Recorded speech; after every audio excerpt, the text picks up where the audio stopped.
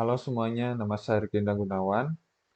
Sekarang di sini saya akan memvideokan tutorial mengenai mata kuliah pemrosesan data terdistribusi dengan topik Cage. Jadi di sini terdapat modul praktikumnya. Nah, kita langsung saja ke requirements-nya.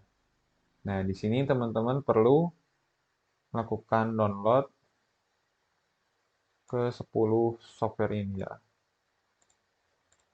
10 tools juga. Nah, di sini ada PHP, PHP MongoDB Extension, Laravel, Composer, XMPP, Visual Studio Code atau code editor lainnya, MongoDB Community Edition versi 5, MongoDB Compass, Redis, JMeter, dan pastikan internetnya terkoneksi dengan baik. Nah, di sini instalasi Composer ya di sini. Nah, dalam pertemuan sebelumnya kita telah melakukan instalasi requirements-nya. Nah, sekarang kita akan langsung saja membuat project Laravel. Nah, jadi di sini kita panggil command prompt, kita ganti directory. Nah, di sini seperti yang dapat kita lihat dalam modul di sini, cara untuk membuat project Laravel itu seperti berikut. Nah, jadi di sini Composer, create project Laravel, Laravel dan versi Laravelnya dan nama projectnya. Nah, kita langsung saja masukkan namanya misalkan Laravel MongoDB Cache. Oke, tinggal kita tunggu. Nah, lalu setelah itu kita dapat membuka Visual Studio Code-nya setelah.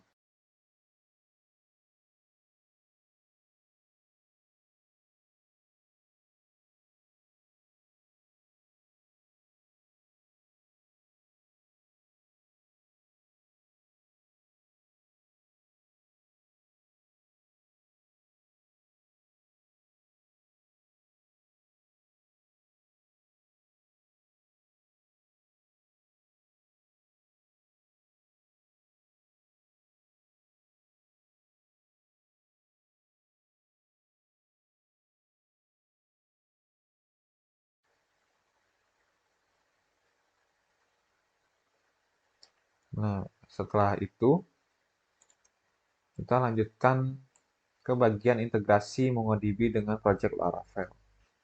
Nah, kemarin kita sudah mendownload PHP ekstensinya untuk MongoDB ya.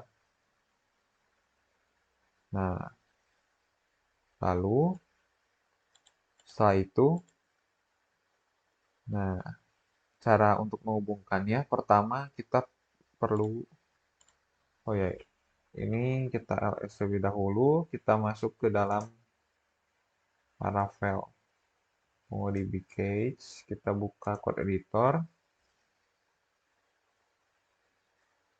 Nah, setelah terbuka di sini kita dapat menuliskan kode perintah composer require change MongoDB versi yang 3.8.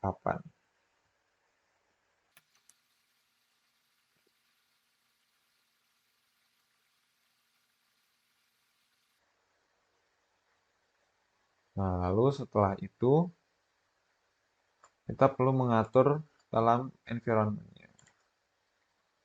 Nah, file environment. Nah, di sini kita dapat mengubah menjadi MongoDB. Nah, kita ubah portnya jadi port MongoDB.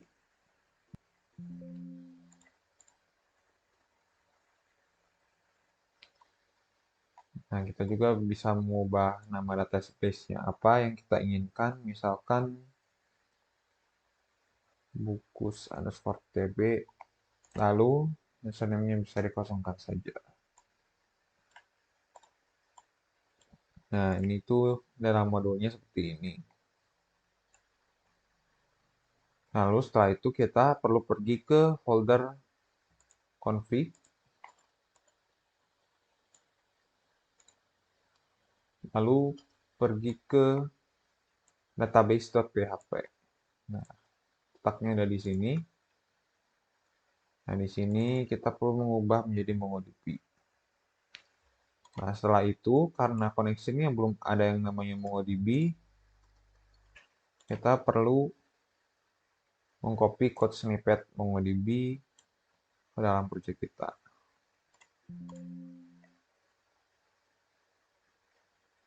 Nah, kemudian setelah berhasil dipaste, sekarang kita pergi ke config app php. Nah, jadi di sini di bagian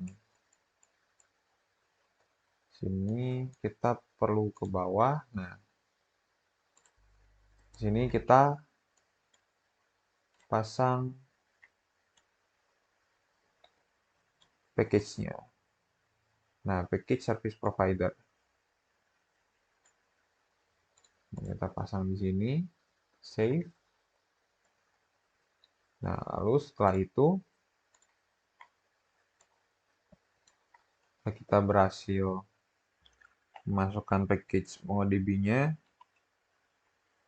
Selanjutnya kita perlu membuat model buku. Nah, di sini kita tinggal buka saja command prompt-nya. Kita tinggal masukkan make model buku. Nah, setelah itu di model buku itu terletak di dalam app models buku. Nah, di sini kita perlu menambahkan protected connection. Protected connection MongoDB. Bisa copy saja. Ini dimasukkan buku sebagai collection. Lalu di sini kita perlu komentar saja. Nah, karena kita menggunakan MongoDB dan baru saja mengimport package MongoDB dengan Jensegers, maka kita ubah Illuminate menjadi Jensegers, menjadi MongoDB Eloquent Model. Nah, setelah itu kita lakukan PHP Artisan Migrate. PHP Artisan Migrate. Nah, setelah itu kita lakukan membuat buku controller. PHP Artisan Make Controller, buku controller. Oke, berhasil dibikin. Nah, langkah berikutnya kita atur routingnya. Terdapat di dalam folder routes, lalu web.php. Di sini kita perlu definisikan rootnya. Nah, setelah root ini selesai, nah kita atur book controller agar dapat melakukan aksi CRUD. Nah, jadi di sini kita perlu mengubah buku controller. Nah, di sini masih kosong. Nah, di dalam modul sudah tertera snippet codingnya. Nah, jadi untuk index itu menampilkan semua buku, store menyimpan buku, update mengupdate buku, destroy menghapus buku, lalu create PDF itu untuk mencetak ke PDF-nya.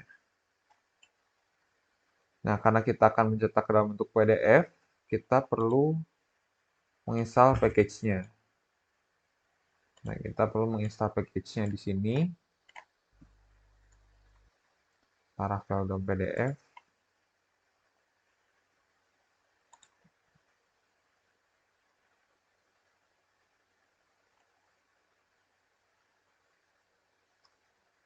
Nah, setelah selesai, kita perlu mengimport lagi ke dalam app.php. Config app.php. Nah, langsung definisikan di sini. Berry VDH /dom pdf /service provider class. Nah, setelah itu, nah untuk aliasesnya kita isi juga. Nah, di sini saya tambahkan PDF untuk dari VDH DOM PDF vacate class. Nah, oh ya, ini jangan lupa titik 2 nya 2 kali. Nah,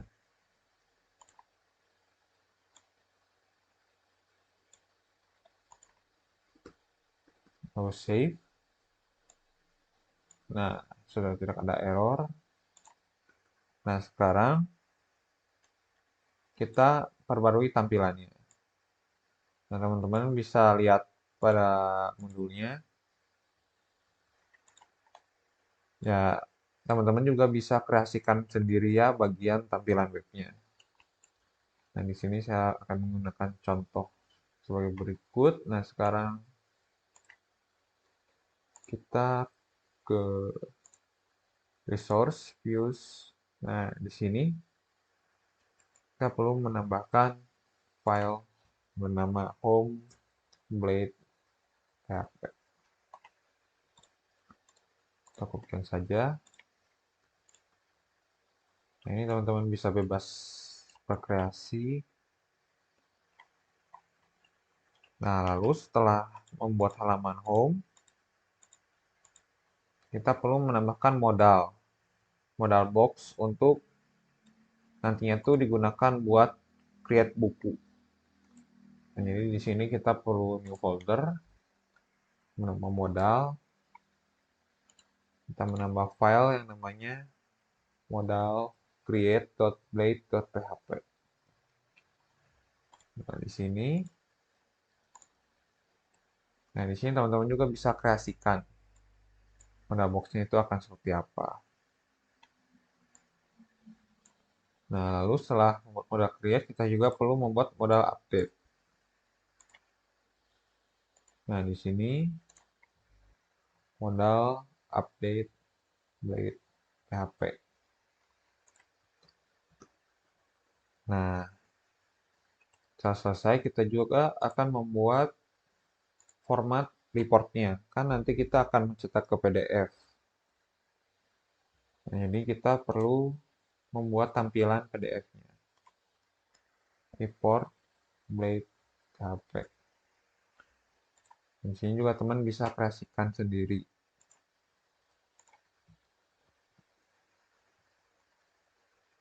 Nah, lalu setelah itu kita bisa menguji coba web yang telah dibuat. Nah, setiap kali kita melakukan PHP Artisan Serve, kita perlu melakukan pembersihan cache terlebih dahulu ya. Nah, misalkan sudah hijau-hijau, berarti itu artinya sudah jalan. Nah, di sini kita tinggal akses halamannya. Nah, di sini kita akses.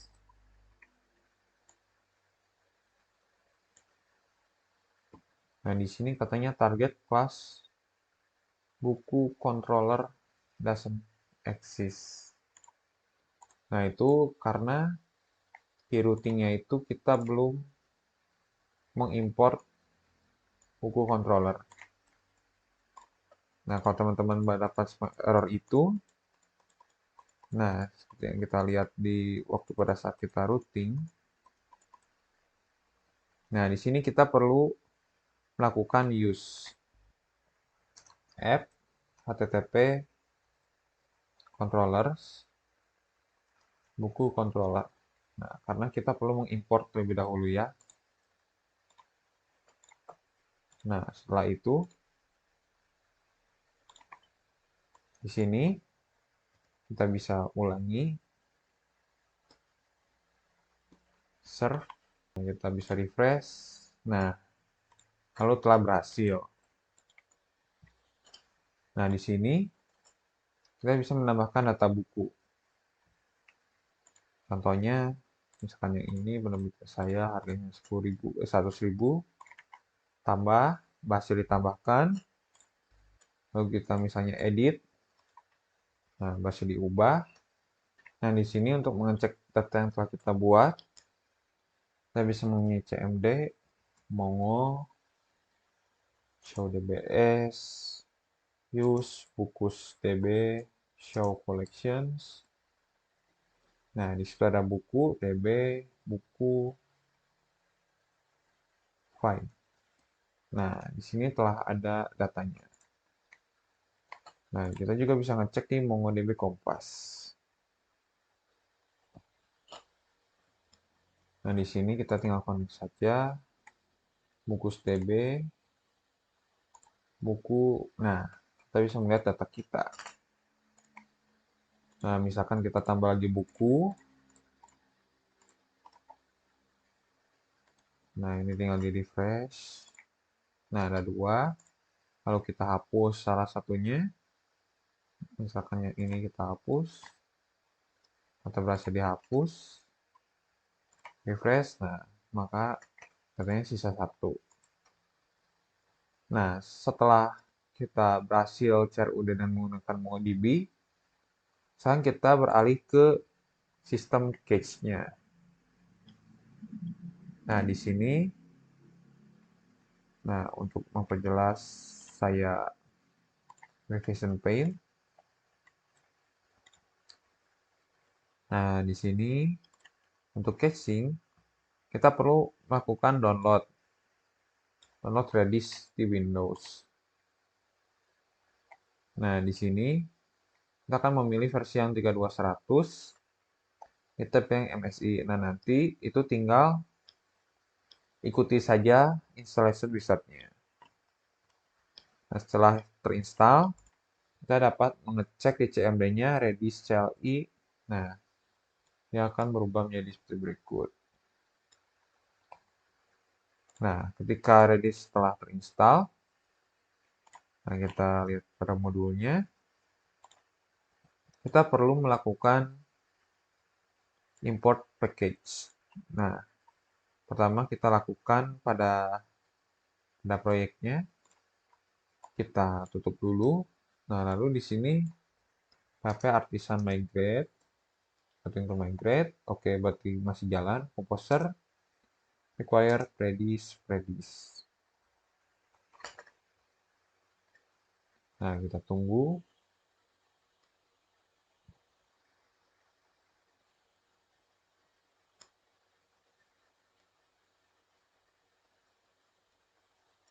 Nah, setelah selesai, kita perlu mengubah environment-nya.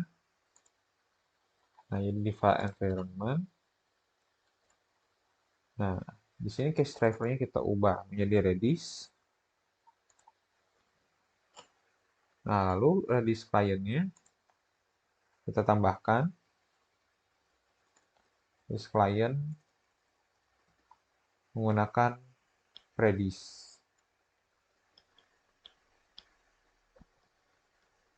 Nah, seperti dalam modul berikut. Nah, setelah selesai diubah, kita perlu pergi ke configuration, cache. Nah, di sini kita perlu mengubah filenya menjadi Redis. Nah, kita pastikan dulu di bawah sudah ada Redis. Nah, di sini sudah ada Redis. Bisa default ya. Nah, sekarang kita cek terlebih dahulu. Apakah ada error atau tidak. Kita PHP artisan config cache. Nah, aman. PHP artisan cache clear. Nah, sudah beres. Nah, sekarang untuk menguji coba, kita bisa mengetesnya dengan snippet berikut. Kita masukkan ke dalam fruits. Nah, kita cek. Nah, berarti dia slash test ya, routingnya. Tes. Oh iya, kita harus melakukan serve terlebih dahulu. Nah, di sini telah muncul angka yang bertambah sering di refresh, berarti artinya dia menyimpan data angka itu di Redis-nya. Nah, saat Redis-nya berfungsi, nah sekarang kita perlu mengubah buku kontrolernya. Nah, di sini sebelum kita mengubah controller buku, agar kita mudah dalam mempelajari kontrolernya, kita buat terlebih dahulu backup-annya. Buku controller tanpa cache txt. Nah, ini sebagai backup-an saja untuk nantinya diuji. Nah, untuk backup-an yang memakai cache, dengan cache. Nah, di sini kita copy saja yang bagian ininya. Nah, sebenarnya kodenya itu kita menambahkan cache di sini ya. Nah, jadi di sini kita menambahkan sistem cache. Nah, ini bisa cache member, bisa cache forget untuk melupakan, dan cache member itu untuk mengingat. Nah, jadi nantinya ini tuh akan diingat di dalam database Redis. Simpan di dalam database Redis. Nah, di sini kita masukkan ke dalam buku controller, kita replace saja codingannya. Nah, lalu agar kita bisa mengujinya, kita perlu memasang Laravel debug bar. Tujuannya untuk mengetahui respon time-nya dan query apa saja yang dilakukan ketika kita mengunjungi websitenya. Nah, di sini kita matikan dulu serve-nya, kita masukkan package. Oh ya, di sini menggunakan area composer require very vdh Laravel debug bar. Ini sedang di-download. Nah, kemudian kita perlu memasukkan kembali ke app.php ke bagian providernya. Nah, di sini kita masukkan debug bar. Nah, lalu di bawahnya juga nah ini kita uncomment juga, tidak apa-apa. Lalu kita masukkan debug barnya. Nah, ini sebagai satu agak kelihatan. Nah, itu berada di aliases yang debug bar. Nah, lalu setelah itu kita publish debug barnya dalam project kita. Nah, publish complete, nanti bakal muncul file baru di sini namanya debug bar. Nah, sebenarnya ini buat kita tuh bisa mengcustomize Laravel debug bar-nya. Nah, lalu ini sebenarnya setelah terpasang ya. Nah, kita bisa mencobanya di Laravel Dispenser. Ya, kita hapus dulu cache-nya ya. Nah, serve. Nah, lalu buka websitenya. Kita masuk ke halaman pertama. Nah, di sini kita dapat melihat respon time-nya itu 2,31 ms itu untuk waktu query-nya. Nah, di sini request duration-nya itu 131 dengan memory usage 19 MB. Nah, ketika kita refresh, nah dia jadi 0 dan request duration-nya berkurang, memory usage-nya juga berkurang. Nah, di sini karena dia telah tersimpan dalam cache, yaitu Redis. Nah, di sini untuk mengatur waktu Redis-nya, nah kita bisa atur di dalam fungsi berikut. Nah, ini artinya 60. Nah, berarti ini di refresh tuh masih load yang dari cache.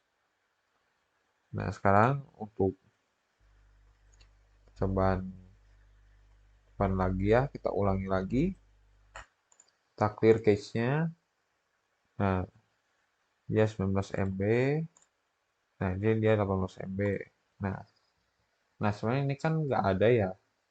Nah, kita bisa mengeceknya di Redis-nya. Nah, ini kita tinggal keys. Nah, ini di database 1 kita simpan ya. Nah, kita bisa kita copy key-nya. Nah, nanti dia bakal muncul seperti berikut. Nah, ini tuh tersimpan dalam Redis. Nah, sampai sini kita telah berhasil mengimplementasikan cache. Nah, bagaimana kalau misalkan datanya itu banyak? Gimana cara kita mengimport data dari file CSV atau JSON? Nah, di sini saya akan mencontohkan dengan file JSON ya. Nah, di sini kita tinggal add data, import file, select file, data buku JSON, open JSON, lalu import. Dan nah, di sini telah terisi. Kita tinggal refresh. Nah, datanya telah berhasil jadi banyak. Mendapat 1001 data sampai bawah. Nah, di sini kita dapat melihat perbedaan waktu yang signifikan. Nah, ini pertama kali query, dia request duration-nya 200-an. Memory usage-nya 26 dengan waktu query-nya 1,26 ms. Ketika kita refresh, nah dia akan berkurang dan bahkan 0 karena dia tersimpan dalam cache Redis. Nah, sampai sini kita telah berhasil mengimplementasikan tahapan ke-6. Nah, sekarang bagaimana cara kita menguji website ini? Nah, kita dapat melakukan load testing atau testing dengan menggunakan Apache Jmeter. Nah, kalau teman-teman sudah mendownloadnya, kita tinggal masuk saja ke bin. Nah, lalu di sini ada Jmeterbot, kita tinggal jalankan saja.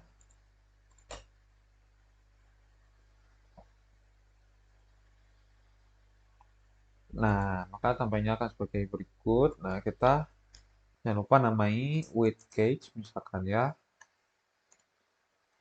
Nah, lalu kita tambahin thread group count-nya 100 misalkan.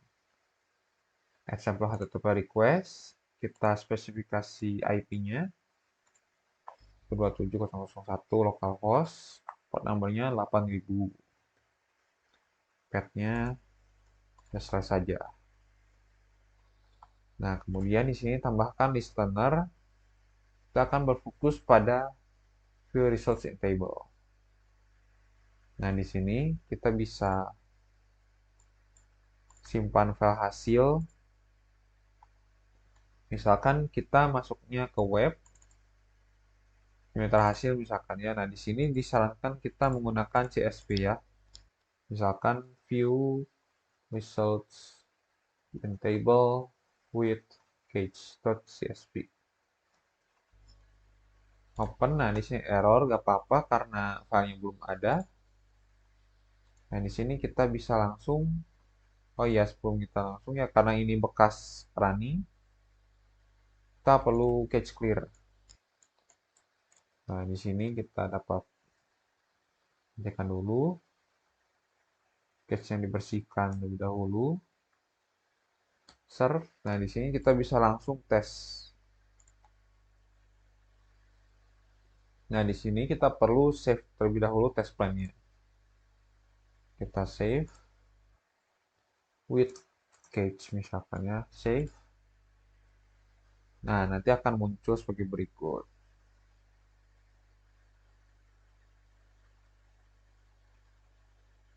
Nah, nanti outputnya akan tersimpan di CSV yang barusan kita tunjukkan ya di CSV. Dan nantinya CSV ini bisa dibuka di dalam Excel. Nah, misalkan kita pengen yang tidak menggunakan cage. Nah, kita contohnya yang tidak menggunakan cage. Kita, nah di sini tanpa cage. Nah, kita ubah, lalu kita hapus cage, serve. Nah, kalau misalnya tanpa cage kan dia terus melakukan query ketika kita refresh. Nah, di sini kita bisa testing. Kita clear terlebih dahulu. Nah, setelah itu kita without cage. Sini sama. Nah, ini without cage. Nah, kita bersihkan sekali lagi.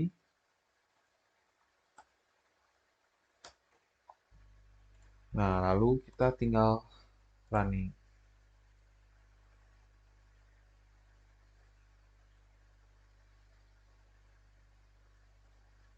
Nah, di sini kita udah menyimpan hasilnya.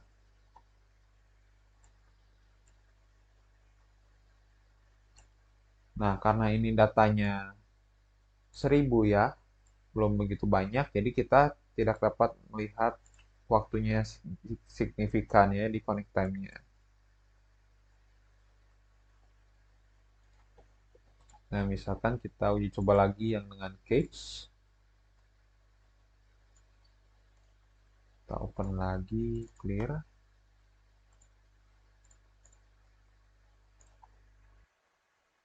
Nah, agar imbang karena barusan tuh pertama kali dinyalain. Nah, ini sekarang yang ketiga kalinya. Nah, kita coba lagi ubah yang dengan cage. Save, config cage, cage clear, nah, serve. Nah, kemudian kita, nah kalau gini kita tinggal override aja.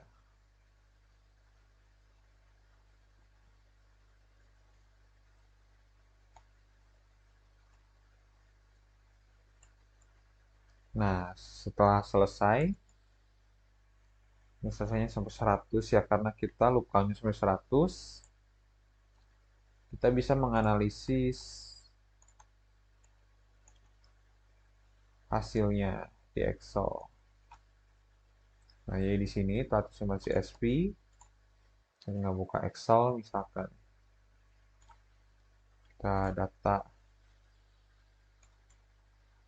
from text CSV, kita masuk ke data D, web, komputer hasil, red cage. Nah, di sini kita bisa load. Di sini juga bisa load.